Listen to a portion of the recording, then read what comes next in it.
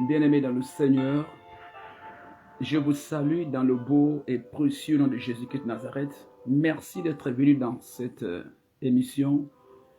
Et par la grâce du Seigneur, aujourd'hui, nous allons voir ce que la Bible dit sur elle-même.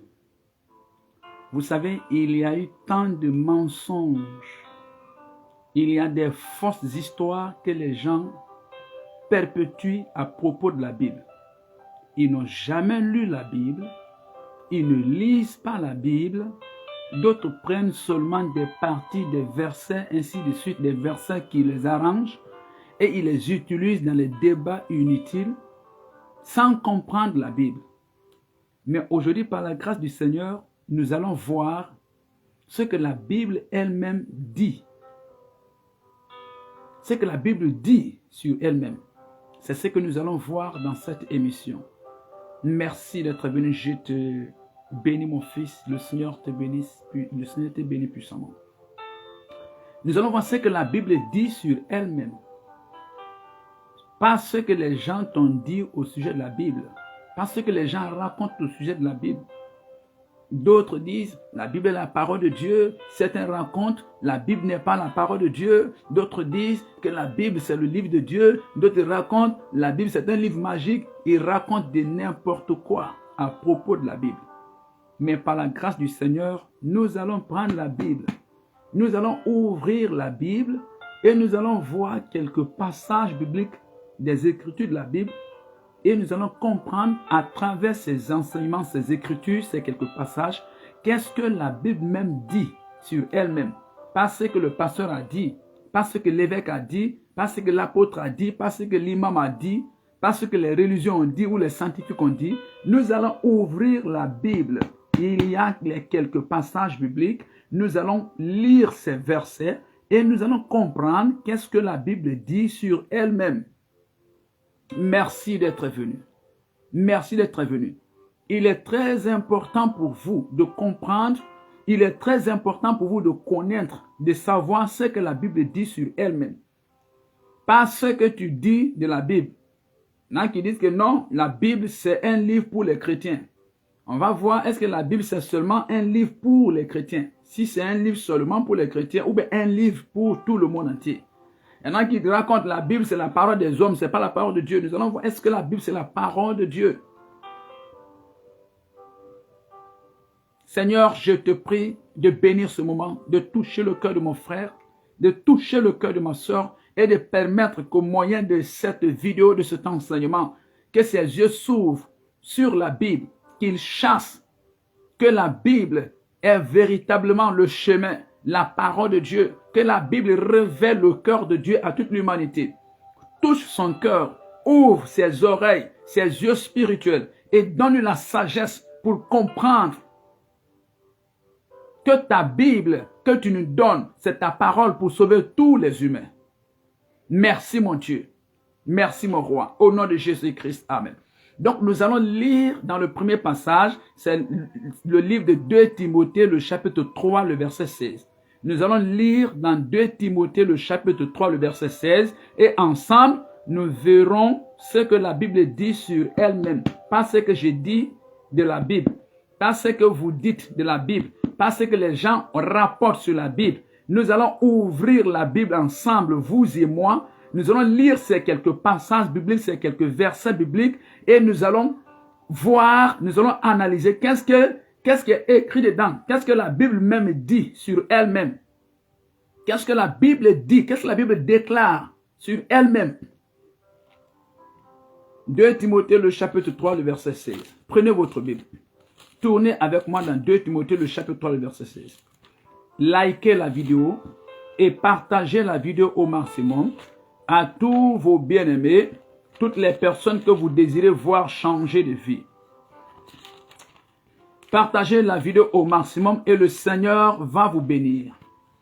Le Seigneur va vous bénir. 2 Timothée, le chapitre 3, le verset 16. Ouvrez votre Bible. 2 Timothée 3, 16, je lis au nom de Jésus-Christ. Toute écriture est inspirée de Dieu et utile pour enseigner, pour convaincre, pour corriger, pour instruire dans la justice.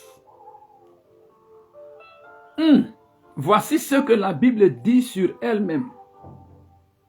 La Bible dit que toutes les écritures qui sont ici, toutes ces écritures-là sont inspirées de Dieu. Qu'elles viennent immédiatement de Dieu, ou qu'un homme soit l'intermédiaire.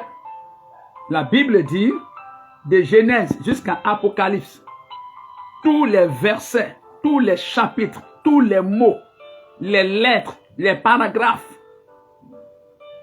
les accents, tout ce qui se trouve dans ce livre, toute cette écriture est inspirée de Dieu. C'est l'inspiration de Dieu. C'est la pensée de Dieu. C'est pas l'inspiration des savants. C'est pas l'inspiration des blancs. C'est pas l'inspiration des juifs. C'est l'inspiration de Dieu. Le Dieu créateur du ciel et de la terre. Le Dieu qui m'a créé, le Dieu qui vous a créé. La Bible dit dans 2 Timothée, le chapitre 3, le verset 16, que toutes les écritures qui sont ici ont été inspirées de Dieu. Sont inspirées de Dieu. Ce n'est pas l'inspiration d'un homme, d'un scientifique, d'un blanc, d'un savant. C'est l'inspiration de Dieu. C'est le souffle de Dieu. C'est l'esprit de Dieu. C'est la parole de Dieu. C'est la révélation de Dieu. Toutes les écritures qui sont ici, de Genèse à Apocalypse, pas seulement le Nouveau Testament, pas seulement l'Ancien Testament, pas seulement les évangiles, mais de Genèse à Apocalypse, tout est inspiré de Dieu. Tout est inspiré de Dieu. C'est ce que la Bible dit. 2 Timothée, le chapitre 3, le verset 16, il dit toute l'écriture est inspirée de Dieu.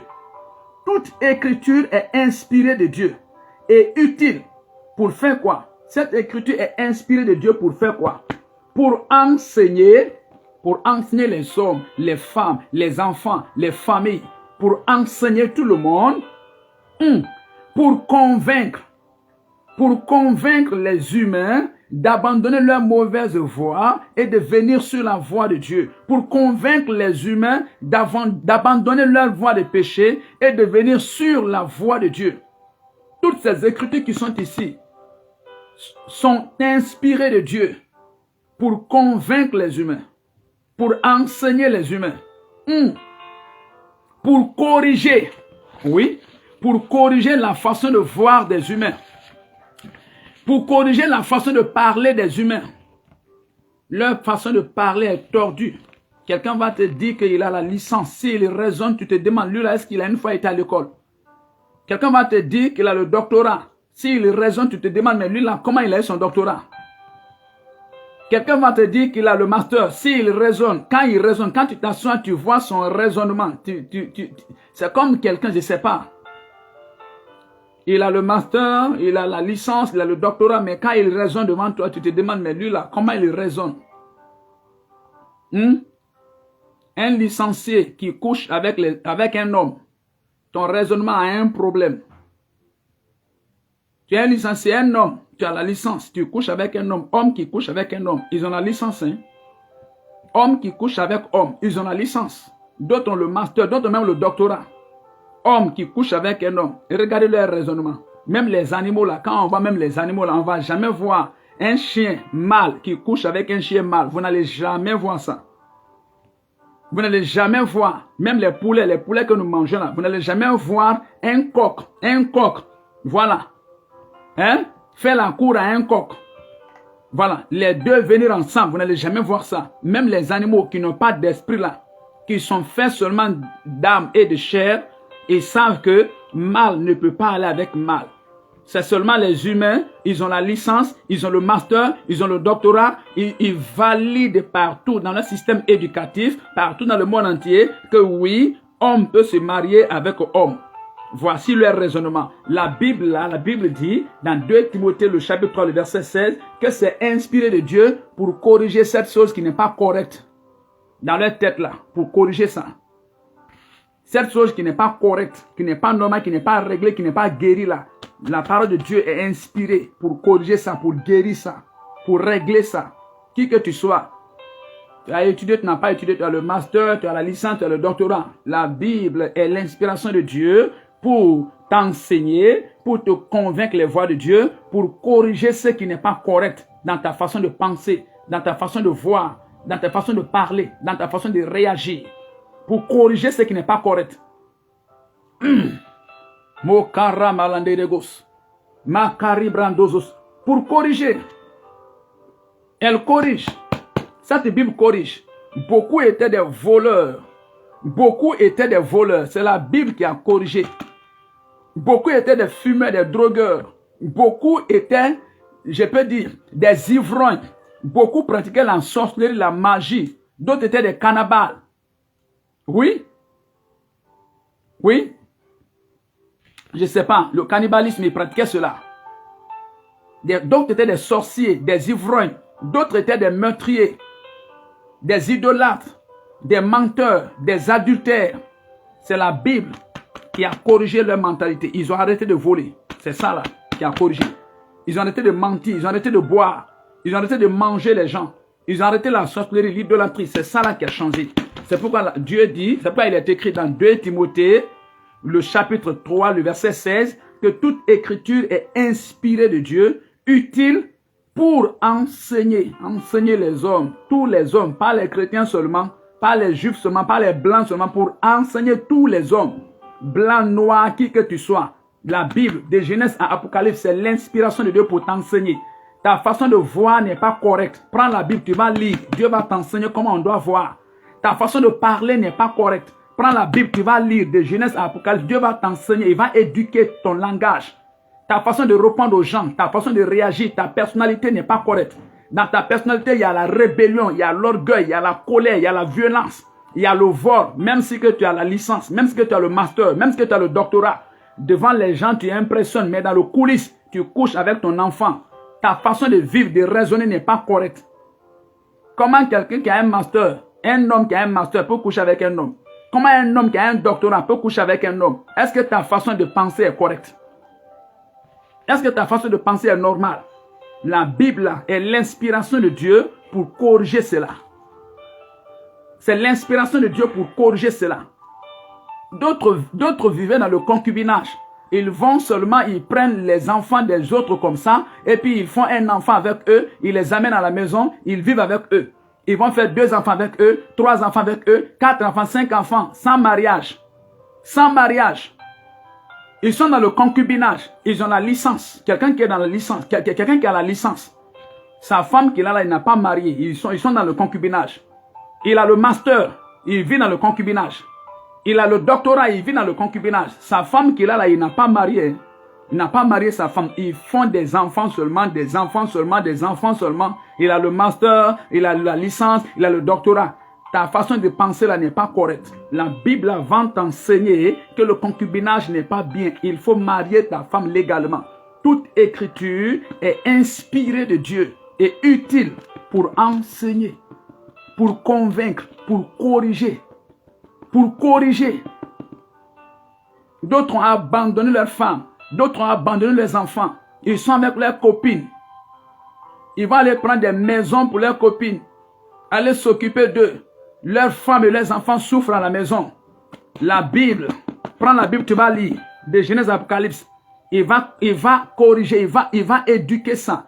Tu as la licence, tu as le master, tu as le doctorat, mais voici ton raisonnement, voici ta pensée.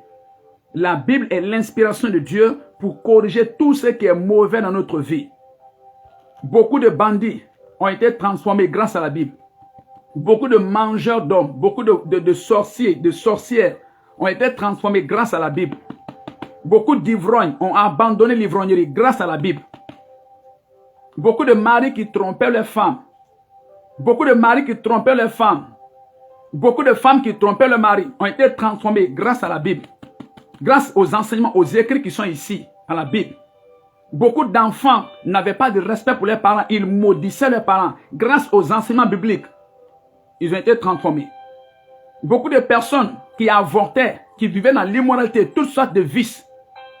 D'autres pratiquaient l'homosexualité. Grâce à la Bible, ils ont été transformés. C'est ce qui est écrit. 2 Timothée, le chapitre 3, le verset 16. Il dit, toute toute écriture est inspirée de Dieu et utile pour enseigner, pour nous enseigner les pensées de Dieu, pour convaincre, pour éduquer, pour instruire dans la justice. Il y a des instructions de Dieu ici qu'on a besoin. Toutes les écritures qui sont ici. Si vous n'avez pas de Bible dans cette nation, vous êtes mort. Si vous n'avez pas de Bible dans ce monde, vous êtes mort. Si vous ne lisez pas la Bible pour que Dieu vous enseigne, pour qu'elle vous enseigne, pour qu'elle vous éduque, pour qu'elle vous corrige, pour qu'elle règle les choses qui ne sont pas bien dans votre vie, vous êtes mort. Ça, c'est le niveau de Dieu. C'est la règle de Dieu. C'est ça, ça a redressé beaucoup de sorciers. Ça, la Bible. Ça a redressé beaucoup de polygames, beaucoup d'hommes infidèles, beaucoup de femmes infidèles. La Bible les a réglés. Aujourd'hui, ils sont fidèles. Beaucoup d'ivrognes, beaucoup d'assassins et de bandits. La Bible, la parole de Dieu les a réglés. Aujourd'hui, ils ne brigandent plus les gens. Ce n'est plus des ivrognes, ce n'est plus des bandits. Grâce à la Bible, la parole de Dieu. Si on vous dit de ne pas prendre la Bible, il ne faut pas toucher la Bible, il ne faut pas lire la Bible est maudite, on te trompe. 2 Timothée, le chapitre 3, le verset 16. Toute écriture est inspirée de Dieu et utile pour enseigner, pour corriger, pour instruire dans la justice. Voici ce que la Bible dit d'elle-même. Je ne parle pas de ce que les gens disent de la Bible. Ils n'ont jamais lu la Bible. Voici comment ils lisent la Bible. Ils vont aller prendre les versets qui les arrangent. Les versets par-ci, par-là, ils lisent. Mais ça là, ils ne vont jamais lire ces versets. Toute écriture est inspirée de Dieu. Toutes les écritures qui sont ici, c'est l'inspiration de Dieu. Il va aller s'asseoir et dire non, c'est l'inspiration des hommes. C'est les hommes qui écrivent cela. Prends la Bible. Lis la Bible. Lis la Bible. Et Dieu va te transformer. Et Dieu va t'enseigner. Et Dieu va t'éduquer. Et Dieu va t'instruire dans la justice. Qui que vous soyez, quelle que soit la religion que vous pratiquez, prenez la Bible, lisez la Bible et pratiquez la Bible. Je vous donne juste un mois. Je te donne juste un mois. Si ta vie n'a pas changé, appelle-moi. Prends la Bible, lis la Bible et pratique ce qui est écrit dedans. Je te donne juste un mois. Si ta vie n'a pas changé, si quelque chose ne s'est pas passé dans ta vie, reviens et demande-moi. Je ne parle pas de ceux qui prennent la Bible pour débattre. Je ne parle pas de ceux qui prennent la Bible pour chercher la popularité, pour chercher à convaincre les gens, comme si c'est eux qui ont étudié, c'est eux qui connaissent les sauges. Non, on parle de la vérité. Il n'y a pas de politique qui ne sont pas de la vérité. Nous parlons de la Bible. Voici ce que la Bible dit sur elle-même. La Bible, c'est l'inspiration de Dieu. 2 Timothée, le chapitre 3, le verset 16. La Bible est l'inspiration de Dieu. C'est l'inspiration de Dieu.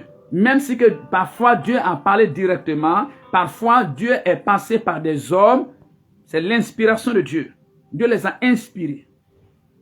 C'est l'idée de Dieu. C'est la pensée de Dieu. C'est la parole de Dieu. Lisons un autre passage. L'évangile de Jean, le chapitre 10, le verset 35. Nous allons aussi voir ce que la Bible dit sur elle-même. Aujourd'hui, c'est ça. C'est ce que je veux vous montrer.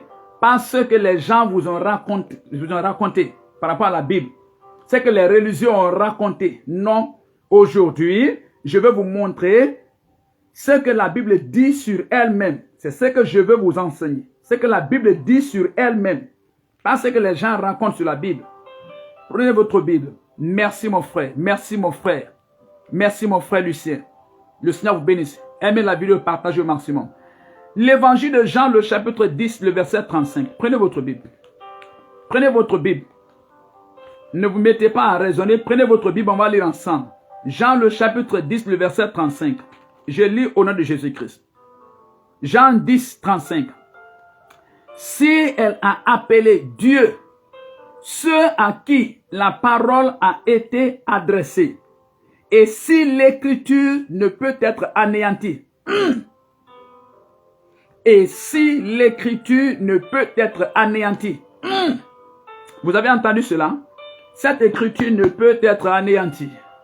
Elle ne peut pas être anéantie par quelqu'un qui a une licence. Elle ne peut pas être anéantie par quelqu'un qui a un master. Elle ne peut pas être anéantie par quelqu'un qui a un doctorat. par aucun savant. La Bible a été écrite. Ça fait plusieurs années maintenant. Des milliers d'années maintenant, je peux le dire. Mais jusqu'à aujourd'hui, la Bible est fiable. Elle ne faillit jamais. Elle a résisté à l'épreuve du temps. Donc, dans Jean, le chapitre 10, le verset 35, la Bible dit que toutes ces paroles qui sont ici ne peuvent être anéanties. Vous ne pouvez pas les anéantir. Vous ne pouvez pas donner des raisonnements, des démonstrations pour anéantir ce qui est écrit ici. Non. Aucun homme, aucun prophète, aucun ange, ce qui est écrit ici ne peut être anéanti. Aucun religieux, aucun dirigeant religieux, ce qui est écrit ici ne peut être anéanti. C'est la parole de Dieu. Elle reste et demeure la véritable parole de Dieu. La Bible, elle reste et demeure l'inspiration de Dieu. Elle ne peut pas être anéantie. Elle ne peut pas être anéantie. Vous ne pouvez pas la contourner pour dire non, ça c'est le style de vie ancien, ça c'est le style de vie des Blancs, ainsi de suite. Si vous contenez la Bible, vous allez souffrir. Si vous contenez les paroles qui sont ici, vous allez souffrir. Mieux vaut revenir à vous-même et marcher dans ces paroles. Elles ne peuvent pas être anéanties.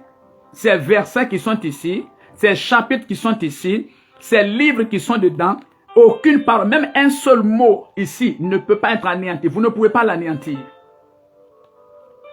Personne ne peut l'anéantir. Personne ne peut l'annuler. On ne peut pas dire que non, on a vérifié ça, bon, c'est faux, ce n'est pas vrai, donc annulons ça. On a vérifié ça, bon, ça c'est ancien, ça ne marche plus. Non. Jusqu'à présent, ça marche. Elle ne peut pas être anéantie. La Karagozotosh. Lisez un autre passage. 1 Pierre, le chapitre 1, le verset 25. 1 Pierre, le chapitre 1, le verset 25. Est-ce que quelqu'un est là? Tournez votre Bible. 1 Pierre, le chapitre 1, le verset 25. Mo karamalata shibradozos. Ila karamataragozotosh. 1 Pierre, le chapitre 1, le verset 25. Je lis au nom de Jésus-Christ. Je lis au nom de Jésus-Christ. Makaradosos. Mais la parole du Seigneur demeure éternellement. Et cette parole est celle qui vous a été annoncée par l'évangile. Oui? La parole du Seigneur demeure éternellement. Cette parole demeure éternellement. Tous les présidents vont venir, ils vont passer. Tous les scientifiques vont venir faire toutes leurs démonstrations et passer. Mais cette parole demeure éternellement. Cette parole demeure éternellement. Les voitures vont passer, les maisons vont passer, tous ces diplômes, ces richesses vont passer, les femmes, le mariage, toutes ces choses vont passer. La seule chose qui est éternelle, voici, c'est la Bible. Aucun autre livre n'est éternel. Sur la terre, il n'y a aucun autre livre qui est éternel. Aucun autre livre ne demeure éternellement. C'est pourquoi chaque fois, il faut renouveler les livres. Chaque fois, il faut sortir une nouvelle édition. Une nouvelle édition. Mais pour la Bible, pas de nouvelle édition. Cette parole qui est là demeure éternellement. Elle ne change pas. Elle demeure éternellement. C'est la parole de Dieu. Aujourd'hui, c'est la parole de Dieu. Demain, c'est la parole de Dieu. Hier, c'était la parole de Dieu. Aujourd'hui, c'est la parole de Dieu. Demain, elle restera la parole de Dieu. Elle demeure éternellement. Karamakata gozotosh. Ila brankatara malagozotolash. Ô Saint-Esprit de Dieu, merci Roi de gloire, merci Saint-Esprit, je veux te louer, je veux t'adorer, au nom de Jésus-Christ. Donc vous voyez, ici cette Bible est composée de deux grandes parties. Il y a l'Ancien Testament et le Nouveau Testament. Nous avons ici 39 livres de l'Ancien Testament. Et par là, nous avons 27 livres du Nouveau Testament. Et ce qui fait les 66 livres de la Bible. 66 livres de la Bible. Lorsque vous lisez cette Bible, dans l'Ancien Testament, après la Genèse raconte le commencement de tout sur la terre, de tout. Comment les hommes ont commencé, comment les animaux ont commencé, comment les végétaux ont commencé, comment le mariage a commencé, comment la rébellion a commencé, quelle est la première personne qui a tué, comment la désobéissance a commencé. Tout est dans la Genèse. C'est pourquoi on dit la Genèse. La Genèse, ici, explique les commencements de chaque chose.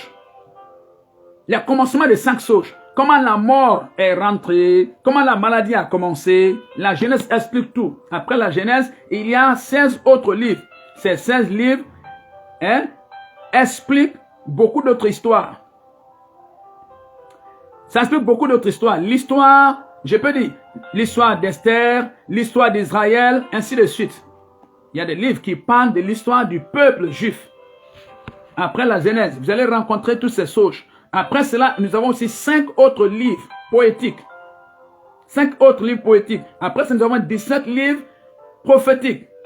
Les prophètes qui ont été utilisés par Dieu, tous ces prophètes de l'Ancien Testament sont là. Toi, tu veux connaître qui est prophète, qui n'est pas prophète, prends la Bible. Tu vas lire l'Ancien Testament. Tu vas voir, les noms des prophètes sont là. Hein? Tout ce que tu ne vois pas, hein? Si tu ne vois pas le nom de quelqu'un ici, et puis on dit que c'est un prophète, ce n'est pas un prophète. Tous les prophètes, leurs noms sont dans la Bible ici, dans l'Ancien Testament. À partir de Abraham, à partir de Isaac, à partir de Noé, à partir de Daniel, Ézéchiel, Jérémie, Lamentation, tous ces prophètes, leurs noms se trouvent ici. Si un prophète n'a pas son nom ici, ce n'est pas un prophète de Dieu.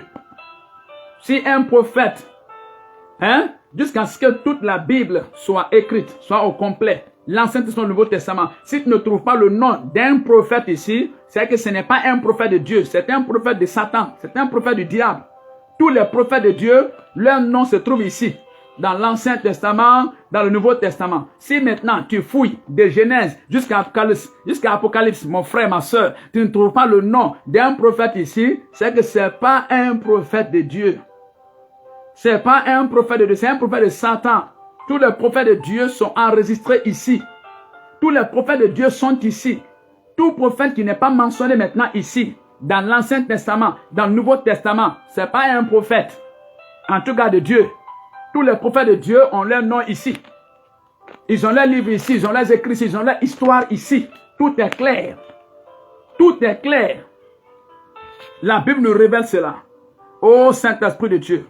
Après ça, nous avons le Nouveau Testament. Dans le Nouveau Testament, vous voyez aussi, c'est réparti en 4. C'est réparti en 4. Nous avons les 4 évangiles. Après, nous avons l'histoire de l'Église dans le livre des Actes des Apôtres. Et après, nous avons les écrits de Paul aux églises, qu'on appelle les épîtres, les lettres que Paul adressait aux églises. Et ensuite, nous avons la révélation, Apocalypse de Jean. Alléluia. Alléluia. Voici ce que la Bible dit sur elle-même. Nous allons aussi voir notre passage. Le psaume 119, le verset 105. Oh Saint-Esprit de Dieu, merci. Merci Papa, merci mon Dieu. Le psaume 119, le verset 105. Prenez votre Bible.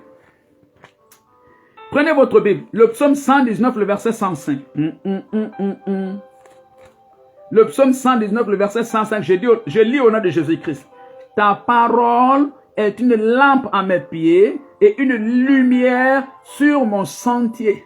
Ta parole est une lampe à mes pieds et une lumière sur mon sentier. C'est ce que la Bible dit sur elle-même. La Bible dit que ça, c'est une lumière. C'est une lampe à nos pieds. Si tu lis ça, tu pratiques ça, toute ta vie est éclairée. Ton chemin est éclairé. Tu ne tomberas pas dans les fossés. Tu ne tomberas pas dans les fossés. Tu ne rentreras pas dans une forêt noire. Tu ne tomberas pas dans un puits. Parce que ça, c'est une lampe. C'est une lampe. Une lampe à nos pieds. Merci, likez la vidéo, partage au maximum. Ta parole est une lampe à mes pieds et une lumière qui éclaire tout mon sentier. Donc celui qui n'a pas de Bible n'a pas de lampe sur cette terre, dans ce monde. Quiconque n'a pas de Bible, blanc, noir, riche, pauvre, tu n'as pas de lampe. Tu n'as pas de lampe, tu marches dans le noir, tu vas tomber dans les fossés. Tu vas faire des accidents. Tu vas te comporter de façon bizarre parce que tu n'as pas de lampe. Voici la lampe, voici la lumière. C'est ça là qui éclairera tout votre chemin, votre vie, votre foyer, vos finances, vos études. Tout. Puisqu'il n'y a pas ça, ceux qui n'ont pas ça, ils organisent mariage entre hommes et hommes. Pourquoi? C'est les aveugles. C'est les aveugles. C'est les aveugles. Sinon, quelqu'un qui voit clairement, il sait que homme entre homme, homme et homme, il n'y a pas mariage. Même les animaux voient. Observez bien les chiens. Les chiens voient. Un chien mâle ne va jamais aller avec un chien mâle. Même les poulets, les chiens, les poulets, tous ces animaux-là savent. Ils savent très bien. Mais ils n'ont pas la Bible. Ils dirigent les nations, ils n'ont pas la Bible. Ils dirigent les nations, ils n'ont pas la Bible. Ils dirigent les nations, ils n'ont pas la Bible. Ils dirigent des quartiers, ils n'ont pas la Bible. Ils dirigent des villages, des entreprises, ils n'ont pas la Bible. Ils vont voir quoi? Rien. Voici la lampe. Mais ils n'ont pas de lampe. C'est pourquoi vous voyez, ne vous étonnez pas. Quand ils acceptent, ils valident mariage entre homme et homme, mariage entre femme et femme, ou quelqu'un qui a le doctorat, qui a le master, il va, il étudie, c'est un diplomate, il vient, il vole toute la richesse de la nation, il détruit tout, il fait rentrer tout le monde dans le trou. Bon, ne vous étonnez pas, il n'a pas de lampe. Voici la lampe. Il n'a pas de Bible. Il n'a pas de Bible. Comment vous voulez que quelqu'un qui n'a pas de Bible, comment vous voulez qu'il marche très bien? Quelqu'un qui n'a pas de lampe, comment vous voulez qu'il marche très bien? Ne vous étonnez pas, s'ils font des erreurs, ils font des accidents, ils volent, ils se trompent, ils se marient avec son ami homme. Ils n'ont pas de lampe, ils n'ont pas de lampe, ils n'ont pas de torche. Voici la lampe, voici la torche, la lampe pour éclairer votre vie. Comment diriger votre vie, votre famille, vos finances. Voici, c'est la lampe de Dieu. Le psaume 119, le verset 105. Ta parole est une lampe à mes pieds, une lumière qui éclaire tout mon chemin. Voici la lampe de Dieu. Prenez la Bible. Qui que vous soyez, blanc, noir, riche, pauvre, quelle que soit la religion que vous pratiquez, sans la Bible, vous n'avez pas de torche. Vous n'avez pas de lampe. Et si vous marchez dans ce monde de ténèbres, sans lampe, sans torche, rassurez-vous que vous allez faire des accidents et des erreurs. Vous allez faire des accidents et des erreurs. Pour éviter les accidents et les erreurs, voici, c'est la lampe de Dieu. C'est ce que la Bible dit sur elle-même. Ô Saint-Esprit de Dieu, ô Saint-Esprit de Dieu, nous allons voir notre passage. Jérémie, le chapitre 23, le verset 29. Prenez votre Bible, s'il vous plaît. Jérémie 23, 29. Pardon, prenez votre Bible. Prenez votre Bible, pardon. Prenez votre lampe. Jérémie 23, 29. Je lis au nom de Jésus-Christ. Jérémie 23, 29. Il dit quoi? Ma parole n'est-elle pas un marteau? N'est-elle pas comme un feu, dit l'Éternel, et comme un marteau qui brise le roc? Cette parole, c'est comme un feu, un marteau qui brise le roc. C'est pourquoi quand les pasteurs prient là, vous sentez que le feu descend sur les gens, et puis les brûle, les sorciers, les démons, et puis ils crient, le feu descend. Quand tu pries la nuit, et puis quelqu'un te dit, il ne faut pas prier ici, tu m'as dérangé la nuit. Et quand tu priais là, le feu descendait sur lui. Ça là, c'est le feu. Là, la parole de Dieu là, c'est le feu. Il dit ça dans Jérémie 23, 29. Il dit que sa parole est un feu. Toi qui n'as pas de Bible, tu n'as pas de feu contre les sorciers. Toi qui n'as pas de Bible, tu n'as pas de feu contre la maladie, contre la mort, contre les accidents, contre les démons, contre les méchants, tu n'as pas de feu contre eux. Mais toi qui as une Bible, qui lit la Bible jour et nuit, qui pratique et qui prie, quand tu pries, c'est un feu qui les dévore, qui les consume. Le matin, il va se lever, il est brûlé partout. Tu dis, qu'est-ce qui s'est passé? Il ne faut plus prier ici chez moi. Je ne loge pas un chrétien. Il ne faut pas t'étonner. Oh. Les chrétiens ont un feu. Voici le feu, la Bible. La Bible. Il dit, ma parole est un feu et un marteau qui brise le roc. C'est le marteau de Dieu. C'est le marteau de Dieu. Il brise le roc. Il brise le roc. Oh Saint-Esprit de Dieu. Saint-Esprit de Dieu. Regardez notre passage. Hébreux le chapitre 4, le verset 12. Certainement l'avant-dernier passage. Hébreux le chapitre 4, le verset 12. Tournez s'il vous plaît. Tournez, vous allez vérifier vous-même. Hébreux le chapitre 4, le verset 12. Hébreux 4, 12. Est-ce que quelqu'un est là? Je lis au nom de Jésus-Christ. Hébreux le chapitre 4, le verset 12. Je lis au nom de Jésus-Christ. Est-ce que quelqu'un est là? Car la parole de Dieu est vivante et efficace, plus tranchante qu'une épée quelconque à deux tranchants, pénétrante jusqu'à partager âme et esprit, jointure et moelle. Elle juge les sentiments et les pensées du cœur. Aïe! Dieu dit que cette parole est plus tranchante. La Bible est plus tranchante, plus qu'un couteau à deux tranchants. Un couteau qui est limé. Par là, c'est limé. Hein? Par là, c'est limé. Par là aussi, c'est limé. Un couteau. Par là, c'est limé, par là, c'est limé. C'est un couteau à double tranchant. Mais la Bible dit, mais Dieu dit que cette Bible, cette parole qui est ici, les écritures qui sont dedans ici, c'est plus tranchant qu'un couteau à deux tranchants. Il peut séparer les choses qu'on ne peut pas séparer. Ça, la Bible peut séparer ce qu'on ne peut pas séparer. Esprit et âme. L'esprit et âme, les deux sont tellement liés qu'il n'y a que la Bible qui peut les séparer. Il n'y a que la Bible qui peut les séparer. L'esprit et l'âme.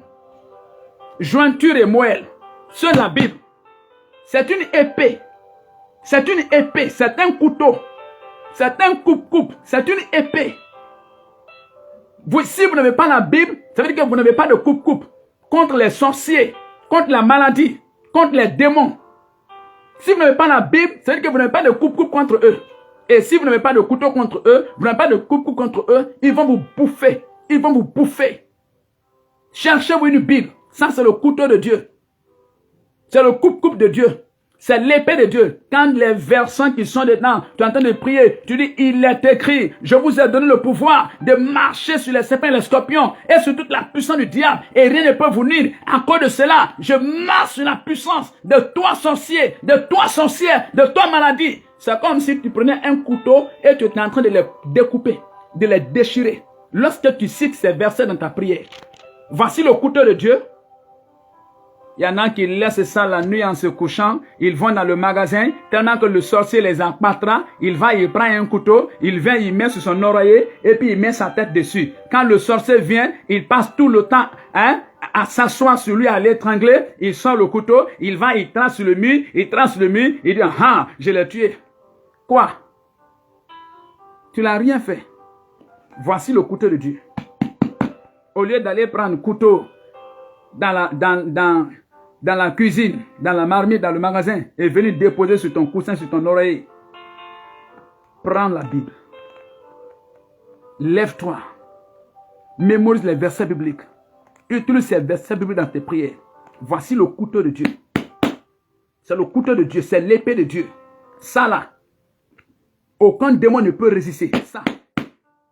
La mort, l'accident, la sorcellerie, les marabouts, les féticheurs, les alliances, les pouvoirs démoniaques, les occultistes, ils ne peuvent pas résister à ce qui est là. C'est le couteau de Dieu.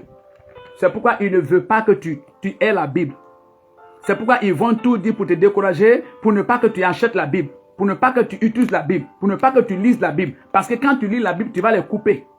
Tu vas les déchirer, tu vas les découper. Parce que les versets bibliques, les écrits là, c'est le couteau de Dieu. C'est ça, la Bible, la parole de Dieu là, c'est l'épée de Dieu. Ça va les déchirer. Donc, il veut t'empêcher de prendre le couteau là. Donc, il va te dire, ne va pas à l'église. Ne lis pas la Bible. La Bible n'est pas importante. C'est la parole de Dieu. Essaye. Lève-toi cette nuit. Prends la Bible et prends un verset dedans. Et prie avec ces versets. Le lendemain, tu vas me dire quelque chose. Je te donne un mois. Exerce-toi pendant un mois. Ouvre la Bible et prends un verset. Et prie avec ces versets. Tu vas voir. C'est le couteau de Dieu. C'est l'épée de Dieu. Voici ce que la Bible dit sur elle-même, bien-aimée. Regardons le dernier passage. Jacques, le chapitre 1, le verset 22. Ouvrons dans le livre de Jacques, le chapitre 1, le verset 22. Je lis au nom de Jésus-Christ. Ayant purifié vos âmes, en obéissant à la vérité pour avoir un amour fraternel sincère. Aimez-vous ardemment les uns les autres de tout votre cœur. Pardon. Jacques, j'étais dans Pierre, pardon, excusez-moi. Jacques, le chapitre 1, le verset 25, voilà. Jacques, le chapitre 1, 22. Jacques, le chapitre 1, le verset 22. Je lis au nom de Jésus-Christ. Voilà, merci. Jacques, le chapitre 1, le verset 22. Mettez en pratique la parole et ne vous bornez pas à l'écouter en vous trompant vous-même par de faux raisonnements. Vous voyez? Jacques, le chapitre 1, le verset 22. Il dit, mettez cette parole en pratique. Lisez-la. C'est la lampe de Dieu, la torche de Dieu pour éclairer toute votre vie. Elle vous enseigne, elle vous éduque, elle vous corrige, elle vous instruit dans la justice. Prenez. Elle est l'inspiration de Dieu, ce n'est pas l'inspiration d'un homme. Prenez la Bible, achetez la Bible, téléchargez la Bible dans votre téléphone, lisez-la. C'est l'épée de Dieu, le couteau de Dieu pour finir avec les sorciers, pour finir avec les marabouts, avec les féticheurs. Marabout qui va venir et puis il veut voler pipi de quelqu'un. Et puis il veut faire disparaître le sexe de quelqu'un. C'est parce que tu n'as pas la Bible qu'on va voler ton sexe. Si tu n'as pas la Bible, ils vont voler tout. Hein? Mais si tu as la Bible, tu lis la Bible, tu pratiques la Bible, aucun marabout ne peut oser venir voler ça. Il ne peut pas. Il ne peut pas faire disparaître ça. S'il essaie, il va avoir le feu de Dieu. Il dit que sa parole est un feu et un marteau. S'il essaie, c'est un marteau qui va voir sur sa tête. Tu n'as pas de Bible. Comment on ne va pas voler l'affaire là? Comment les marabouts ne vont pas faire disparaître ça? Tu n'as pas de Bible. Ils vont faire disparaître aussi, tu n'as pas de Bible. Va chercher une Bible. Lis la Bible et pratique la Bible. Et Jacques dit, ne vous limitez pas seulement à écouter la parole. Ça, à lire seulement. Ne vous limitez pas à lire seulement. Il y en a qui se limitent à lire seulement. Ils lisent et ils font des débats avec. Ils ne lisent pas pour pratiquer. Ils utilisent mal la Bible. C'est pas comme ça on utilise la Bible. On ne lit pas la Bible pour faire des débats. On ne lit pas la Bible pour faire des comparaisons. On lit la Bible pour pratiquer ce qu'il y a dedans. On lit la Bible pour la pratiquer. Il est écrit dans Jacques, le chapitre 1, le verset 22, pratiquez la parole. Et ne vous bornez pas à l'entendre seulement en vous trompant vous-même par des faux raisonnements. Ne vous limitez pas à aller vous asseoir pour écouter seulement et ainsi de suite. Non. Lisez vous-même à la maison, dans votre bureau, dans la voiture, la nuit, le jour, partout.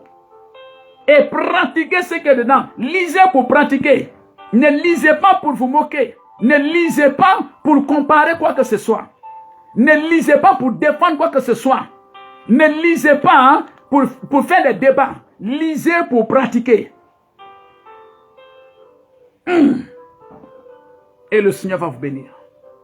Et le Seigneur va vous bénir. Voici ce que la Bible dit d'elle-même. Tu ne savais pas ce que la Bible disait d'elle-même.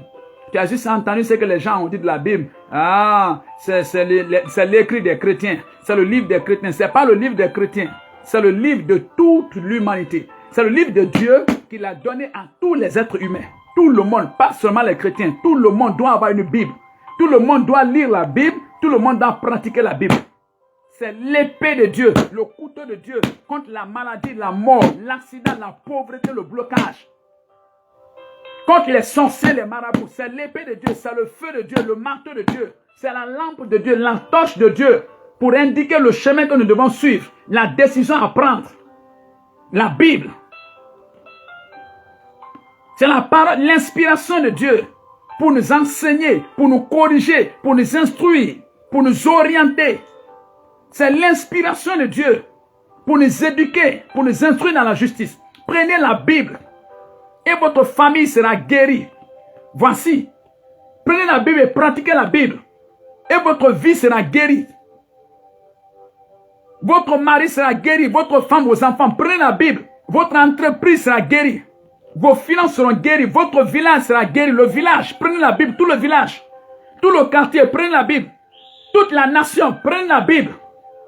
Et votre vie sera guérie. Il n'y aura plus de mort. Il n'y aura plus d'accidents. Il n'y aura plus de sorciers. Il n'y aura plus de sorciers. Il n'y aura plus de marabouts, de féticheurs. Il n'y aura plus ces songes maléfiques. Prenez la Bible. Lisez la Bible. Pratiquez la Bible. Et Dieu vous bénira au nom de Jésus-Christ. Et Dieu vous bénira au nom de Jésus-Christ. Il dit, l'écriture ne peut être anéantie. L'évangile de Jean, le chapitre 10, le verset 35. L'écriture ne peut être anéantie. Elle ne peut pas être anéantie. Elle ne peut pas être anéantie. Elle est toujours la lampe de Dieu pour éclairer, pour montrer le chemin. Si tu veux, tu prends. Si tu veux, tu laisses. Elle ne peut pas être anéantie. Elle est toujours le marteau de Dieu. Elle est toujours le feu de Dieu. Ça. Elle est toujours l'épée de Dieu. Elle ne peut pas être anéantie. Pratiquez la Bible. Lisez la Bible et pratiquez la Bible dans tous les domaines de votre vie. Et Dieu va vous bénir. Je vous donne un mois. Et Dieu va vous bénir. Merci Seigneur. C'était votre frère, l'évangéliste Martin Théa, de la mission évangélique Amour Christ. J'aimerais prier pour vous. Seigneur, je prie pour mon frère, je prie pour ma soeur qui ne connaissait pas quelque chose au sujet de la Bible, mais aujourd'hui, il a été éclairé. Je te prie tout son cœur afin qu'il s'achète une Bible. Fortifie sa volonté afin qu'il lise la Bible et qu'il la pratique et que sa vie soit transformée. Car c'est le feu de Dieu. Car la Bible, c'est le marteau de Dieu. Car la Bible, c'est l'épée de Dieu. Car la Bible, c'est la torche, c'est la lampe de Dieu pour éclairer tout le chemin.